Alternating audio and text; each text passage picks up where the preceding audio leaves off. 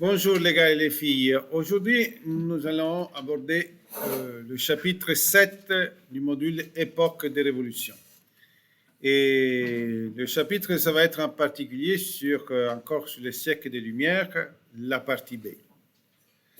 Premier mot-clé, le despotisme éclairé. Qu'est-ce que ça veut dire despote? Qui est capable de me donner une définition? C'est synonyme de quoi? Maël? Le tyran, d'accord? Un despote, c'est un tyran. Quelqu'un qui impose sa volonté, d'accord? Qui a tous les pouvoirs dans ses mains, qui n'hésite pas à écraser ceux qui s'opposent. Donc, despotisme est une continuité de l'absolutisme. Ces souverains absolutistes, quelque part, ils étaient des despotes. Mais ici, il y a un autre adjectif, éclairé. Éclairé par quoi, d'après vous, au XVIIIe siècle? Par, Maël? Par la philosophie des Lumières, par les Lumières, par ces philosophes. Donc, par despotisme éclairé, on veut considérer, on veut classer un ensemble de souverains du XVIIIe et aussi du XIXe siècle qui sont des souverains absolutistes, qui concentrent tous les pouvoirs dans leurs propres mains. Cependant, ces souverains veulent faire des réformes dans leur pays, veulent changer la situation sociale, améliorer l'économie et la production. Et pour faire cela, ils vont demander de l'aide, surtout des conseils, à des Lumières, à des philosophes des Lumières, pour qu'ils leur puissent aider à faire les réformes demandées. En particulier, disons, les souverains qui représentent le despotisme éclairé, disons d'une façon plus précise que les autres, c'était le roi de Prussie, Frédéric II. Qu'est-ce qu'il m'a fait là? Il m'a changé. Frédéric II. Roi de Prusse. Roi de Prusse. Hein? Le pays qui va englober les autres nations, ce qui deviendra plus tard l'Allemagne, Frédéric II, qui, entre autres, s'est vanté d'avoir une très grande amitié. Il a reçu longtemps dans sa cour avec un philosophe qui s'appelle Voltaire, dont on va parler tantôt. Ceci était les souverains éclairés. Ok, grâce à ces réformes, au XVIIIe siècle, dans ces pays, on a eu une augmentation de la production agricole. Surtout, on a introduit de nouveaux objets à planter, surtout la pomme de terre, non? Qui était très nourrissante, on l'a posée aux paysans.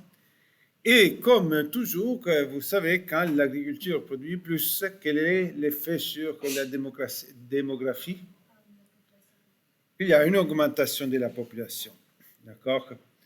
Même si nous savons qu'au milieu du 19e siècle, donc un siècle plus tard, la pomme de terre va devenir la cause d'une terrible disette qui causera la mort de faim d'un grand nombre de personnes et l'émigration vers l'Amérique de beaucoup d'Irlandais. Cette maladie de la pomme de terre au 19e siècle s'appelait le mildiou. Donc, il faut toujours faire attention à ne pas produire une seule chose, mais diversifier la production. Juste parce que si on se concentre sur un seul produit, quand celui-ci tombe en crise, ça va être la catastrophe. Ces despotes éclairés ont beaucoup continué leur colonisation, c'était l'époque de la colonisation, et ils vont faire en sorte que l'État joue de plus en plus un rôle central. L'État va de plus en plus prendre la place envers les citoyens qui étaient avant d'autres formes de solidarité et d'identification, comme les confréries, l'appartenance à la ville, comme par exemple la solidarité familiale. Maintenant, l'État joue un rôle de plus en plus important. C'était les premiers mots-clés, despotisme éclairé. Teva. de Prusse. Je vais l'écrire ici. C'était un royaume qui au départ était soumis à l'Empire, au Saint-Empire, mais puis la Prusse, peu à peu, jusqu'au XIXe siècle, va englober les autres États de la Saint-Empire, et la Prusse sera ce qui est aujourd'hui l'Allemagne. D'accord? Et Fatima.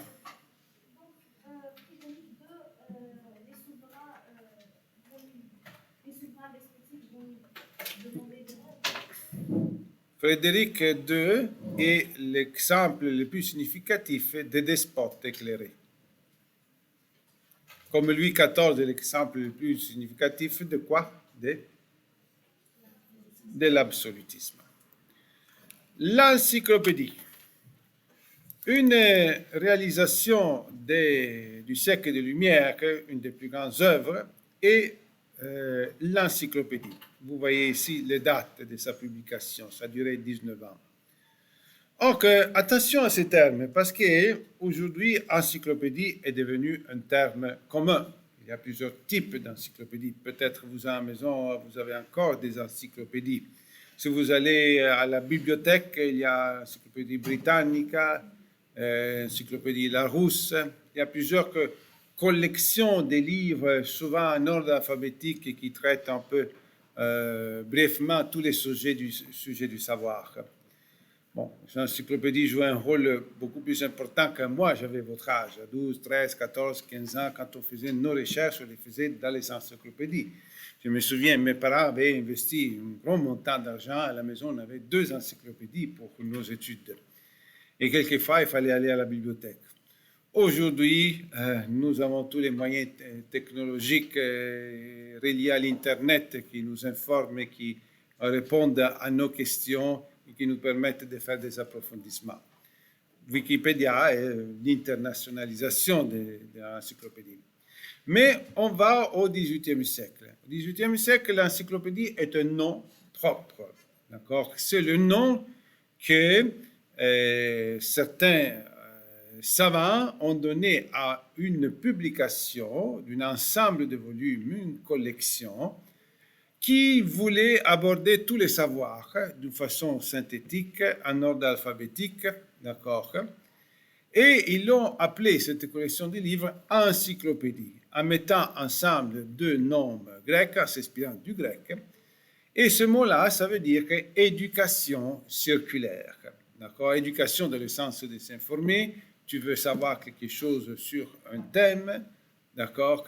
Sur, je ne sais pas, sur l'origine des tribunaux, justice, alors tu vas chercher, puis là tu trouves d'autres termes, tu peux continuer ta recherche continuellement jusqu'au moment que tu décides d'arrêter. D'accord? Que l'encyclopédie. Donc, l'encyclopédie avait en particulier 2 auteurs, 2 directeurs, qui sont Diderot et un autre qui sont d'Alembert. Diderot et d'Alembert, ce n'est pas aux autres qui ont tout écrit, aux autres, ils avaient la direction, c'est-à-dire qui organisaient le travail et cherchaient les personnes, les spécialistes pour qu'ils puissent écrire des articles plus spécifiques sur certains, des personnes, des directions. Mais l'encyclopédie avait des milliers de collaborateurs, non? Les autres faisaient juste la direction du travail. Donc, cependant, l'encyclopédie eut un énorme succès en France, mais un peu partout en Europe. Ce volume ont été aussi traduits dans d'autres langues et vendus dans d'autres pays. Cependant, ils ne l'ont pas complété. Ils ne sont pas arrivés au dernier volume de la lettre Z comme c'était en programme. Pourquoi? Parce qu'au fil du temps, il y a eu de plus en plus de divergences entre les auteurs. Les gens ne s'accordaient pas sur ce qu'il fallait écrire. Et donc, l'œuvre est restée inaccomplie. Mais malgré cela, c'était vraiment la plus grande œuvre écrite du XVIIIe siècle. Donc, le pouvoir français, le roi de France, qui était Louis XV, celui-là qui était succédé à Louis XIV, qui n'avait pas la même personnalité de Louis XIV, mais qui quand même avait hérité du pouvoir absolu et qui défendait encore le pouvoir absolu, en origine a favorisé la diffusion de cette œuvre. Pourquoi? Parce qu'en constatant son grand succès, ceci donnait du lustre à la France, donnait du prestige à la France. Cependant, en cours de route, le roi change d'attitude. À la fin, il essaie de censurer l'encyclopédie. Et ça sera une autre difficulté à laquelle les auteurs devront faire face. Pourquoi ce changement d'attitude? Parce que dans l'encyclopédie, on véhiculait aussi des idées qui critiquaient le système absolutiste, qui plutôt envisageaient d'autres régimes de pouvoir, qui en particulier, comme on verra, ça sera le régime britannique, après le Bill of Rights, où le roi concède certains droits. Donc, à la fin, le roi essaie d'arrêter de censurer, d'interdire la publication de l'encyclopédie. Mais ça sera plus trop tard. Les idées, désormais, ont trouvé leur chemin et continueront à se propager. Question. André. Pourquoi il voulait Parce que dans l'encyclopédie, on publiait, on manifestait des idées qui allaient à l'encontre de l'absolutisme. Et maintenant, on va parler de trois des philosophes parmi les plus significatifs. D'abord, Montesquieu. Montesquieu est un philosophe qui s'est occupé surtout de la politique et du thème de la gestion du pouvoir. Et il prenait en note ces dates, c'est important de les situer dans le temps. Donc, Montesquieu prend clairement position contre l'absolutisme, d'accord? Et le modèle qu'il propose, le modèle de gestion du pouvoir, n'ira pas si loin que la République, d'accord? Mais il prône la monarchie constitutionnelle.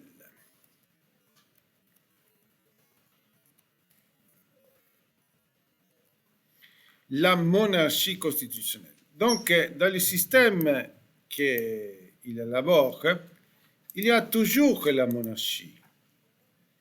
Mais une monarchie où il y a une constitution. Or, qu'est-ce qu'est la Constitution? Qui est capable de me dire ce qu'est la Constitution? Oui. Exact. La Constitution est la loi suprême d'un État. Une loi qui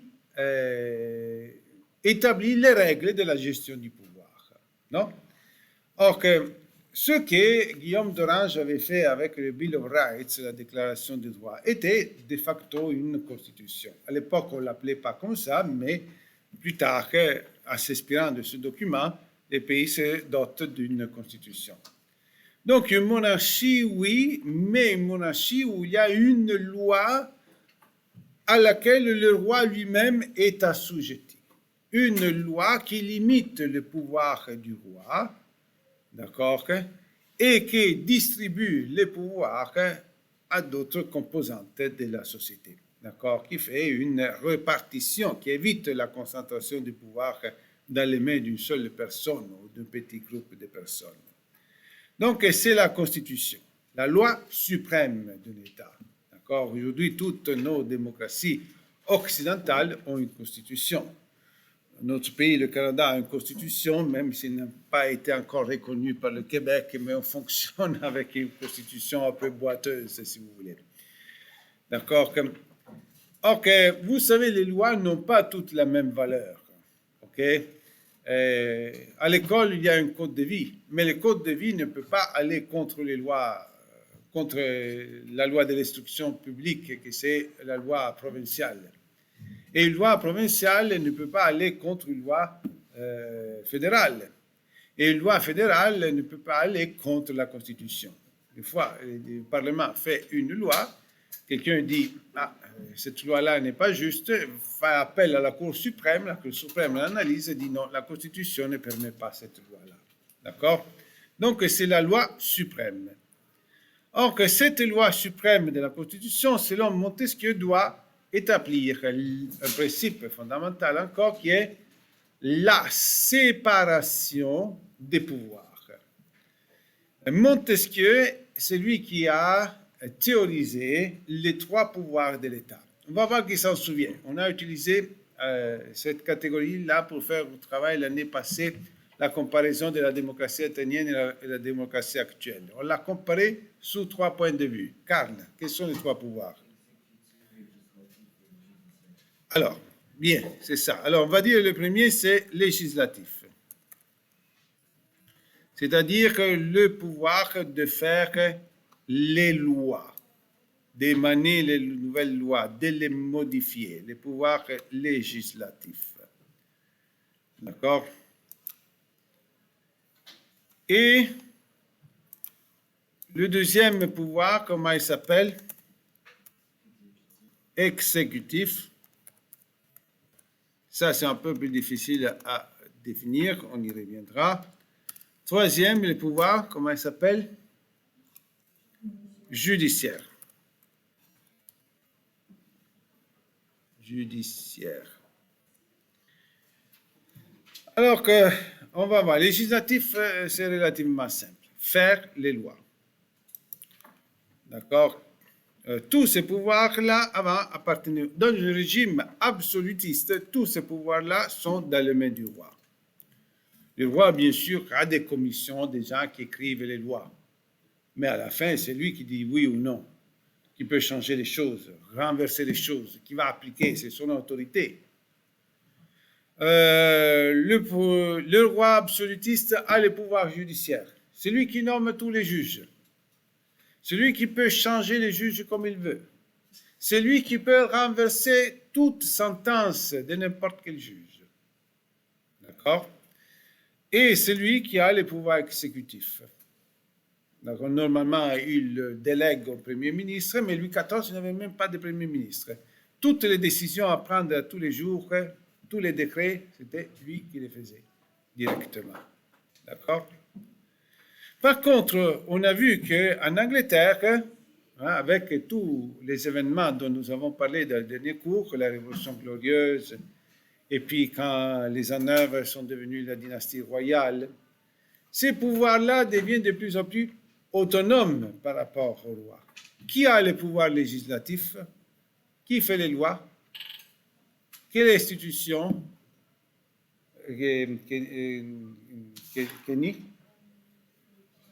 Le Parlement. Le Parlement en Angleterre. Et puis c'est devenu le système démocratique de tout le monde occidental. Au point que notre type de démocratie actuelle, on l'appelle démocratie, oui, parlementaire. Parce que le peuple est représenté par les députés qui siègent au Parlement et ces autres qui font les lois. Le pouvoir exécutif, qui a le pouvoir exécutif? Qui a le pouvoir exécutif dans l'origine? Alexandre. Oui. Oui, le Premier ministre et tout son cabinet, tous les ministres, ceux qui font les décrets, qui prennent les décisions tous les jours. D'accord? Et le pouvoir judiciaire, c'est toujours les juges, mais les juges ont une carrière, ont une nomination complètement autonome de celle du Parlement. Un juge ne peut pas être député, ne peut pas appartenir au législatif. Ils sont séparés, sont ceux qui sanctionnent ceux qui ne respectent pas les lois. D'accord? Donc, je résume un peu l'idée de Montesquieu. Montesquieu prend position en faveur de la monarchie constitutionnelle, où la Constitution, loi suprême d'un État, doit séparer, doit, comment dire, partager le pouvoir. L'idée que le pouvoir n'est pas dans les mains d'une seule personne, mais que le pouvoir est partagé dans des personnes distinctes, limité dans le pouvoir et aussi limité dans le temps. D'accord? pouvoirs législatifs, exécutifs et judiciaires. La Constitution et la démocratie parlementaire, ce sont les formes de gouvernement les plus normales répandues pratiquement dans tout le monde occidental. On peut avoir un roi ou un président, si c'est une république. Mais le rôle du roi ou du président, c'est d'être l'arbitre du système.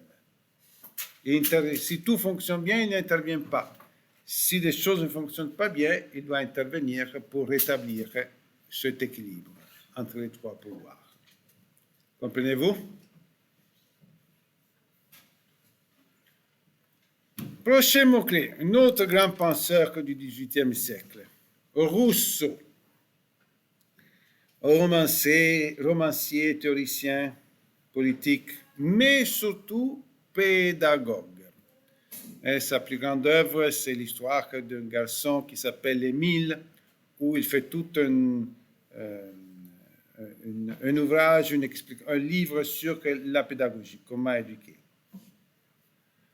Or que Rousseau a une idée qui aura énormément de conséquences sur la pensée, sur la politique, sur les événements dans le futur, après lui, dans les siècles successifs, surtout au XXe siècle.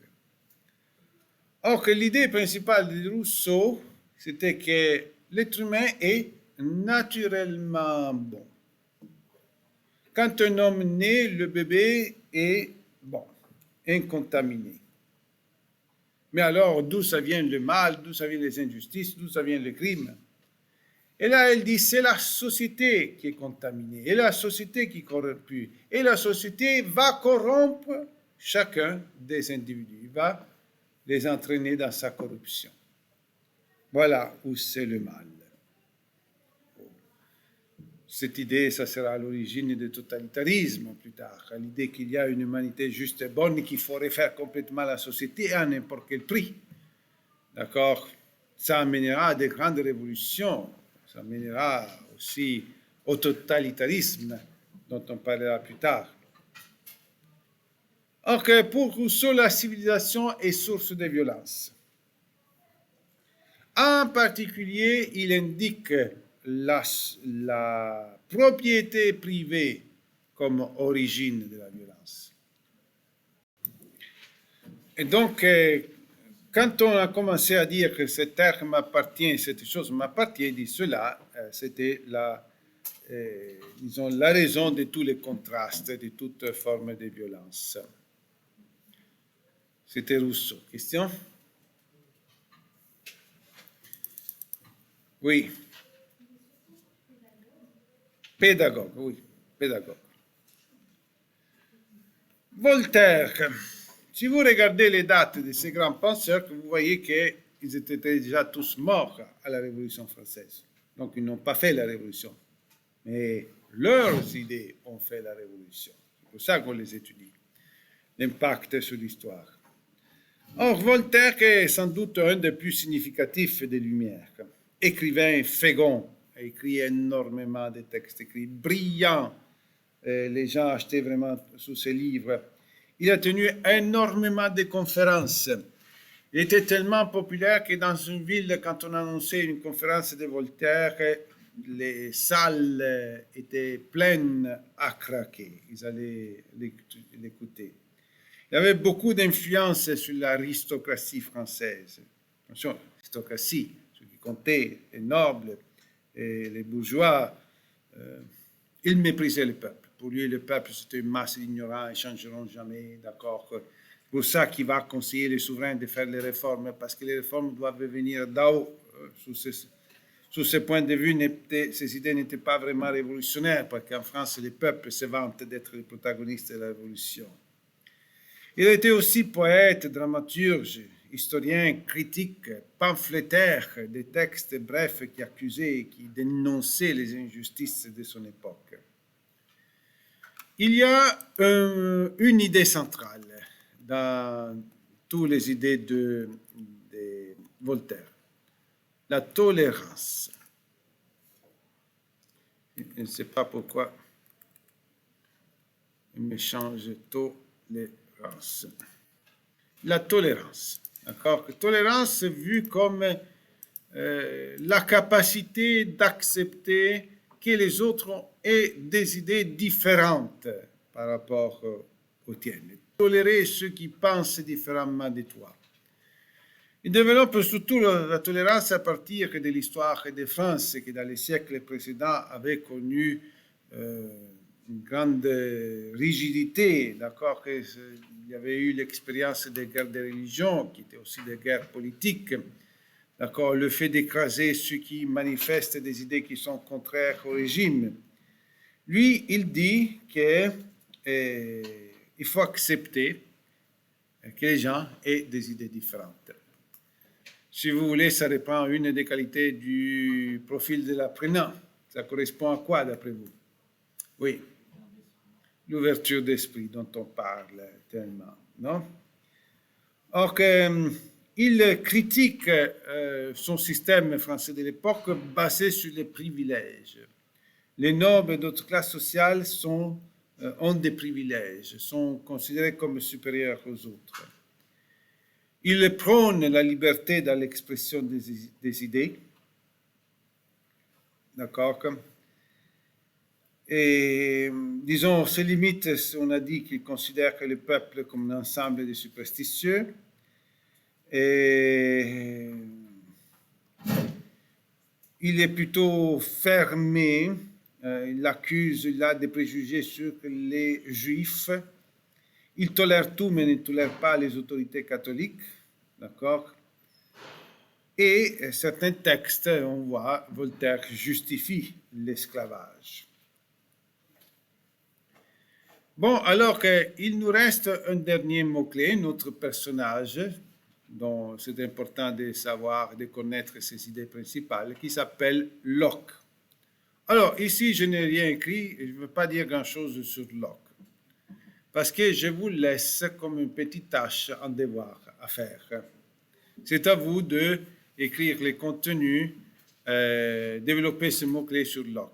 Je vais vous dire juste deux choses qui vont piloter votre recherche. Recherche que vous pouvez faire facilement maintenant, même à la fin de l'explication, à partir du manuel, en espérant que vous l'avez amené.